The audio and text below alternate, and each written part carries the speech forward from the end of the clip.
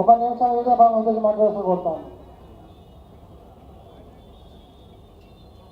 గౌరవ కల్వకుర్తి శాసనసభ్యులు పసిరెడ్డి నారాయణ రెడ్డి గారికి స్వాగతం పలుకుతా ఉన్నాం. విజయ కాంగ్రెస్ తరఫున సభకు నమస్కారం.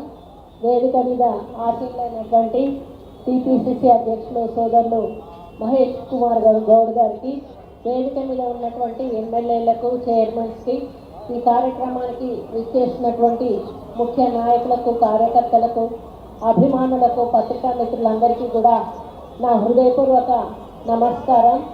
ఈరోజు ఒక శుభదినం. ఒక యువకుడు, మరి ఒక మంచి ఉత్సాహవంతుడు, పని తపన ఉన్నవాడు, పార్టీని అభివృద్ధి పదంలో నడిపించేటువంటి వ్యక్తిత్వం ఉన్న శివచరణ్ రెడ్డి గారి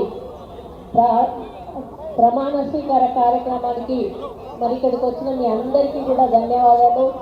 అందులో పాల్గొనే అవకాశం వచ్చినందుకు కూడా నాకు చాలా సంతోషంగా ఉంది.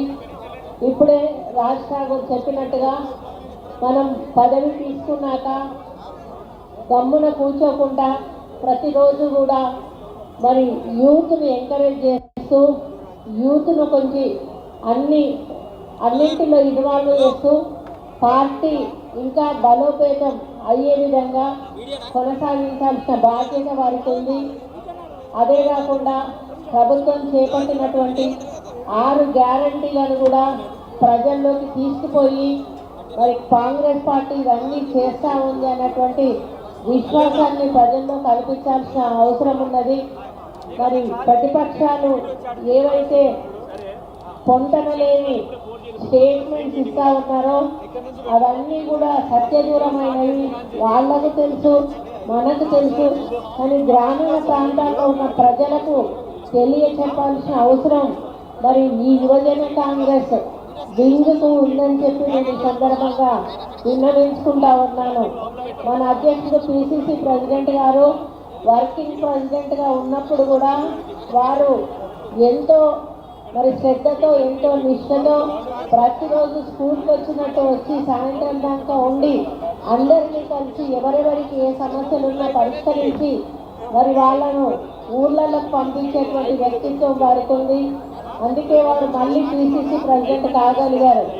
అందుకే మరి చరణ్కి కూడా నేను ఒకటే చెప్తా ఉన్నాను, ఈ రోజు నుంచి మరి మహేష్ అన్న ఏ విధంగానైతే కార్యకర్తలను, నాయకులను సమన్వయం చేసి పార్టీని ముందుకు తీసుకుపోవడానికి ప్రయత్నం చేశారో అదే పద్ధతిలో మీరు, మీ యువజన కాంగ్రెస్ అంతా కూడా మరి అదేవిధంగా మన కాంగ్రెస్ పార్టీ యొక్క గొప్పతనాన్ని ప్రజల్లోకి తీసుకుపోవాలి. రేవంత్ రెడ్డి గారి పరిపాలనను కూడా మరి ప్రజల్లోకి తీసుకెళ్ళాలి.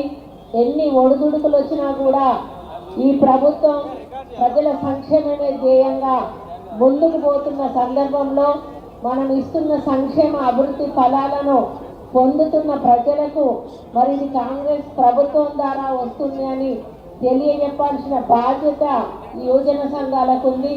కాబట్టి నేను ఒకటే విజ్ఞప్తి చేస్తూ ఉన్నాను, మీరందరూ కూడా ఒక సైన్యం లాంటి వాళ్ళు. యువత తలుసుకుంటే ప్రభుత్వాలే కూలిపోతాయి. అటువంటి శక్తి యువతలో ఉన్నది. కాబట్టి మీరు మీ యొక్క బలాన్ని, శక్తిని మన పార్టీ అభివృద్ధి కోసము, ప్రభుత్వం చేస్తున్న కార్యక్రమాల ప్రచారం కోసము, అదేవిధంగా రాబోయే రోజుల్లో వచ్చే ఎన్నికల్లో మన పార్టీ అభ్యర్థుల గెలుపు కోసము కృషి చేసి ఒక మంచి పేరు సాధించుకోవాలని కోరుకుంటూ చరణ్కి కంగ్రాచులేషన్స్ చెప్తూ సెలవు తీసుకుంటా ఉన్నాను. జై కాంగ్రెస్.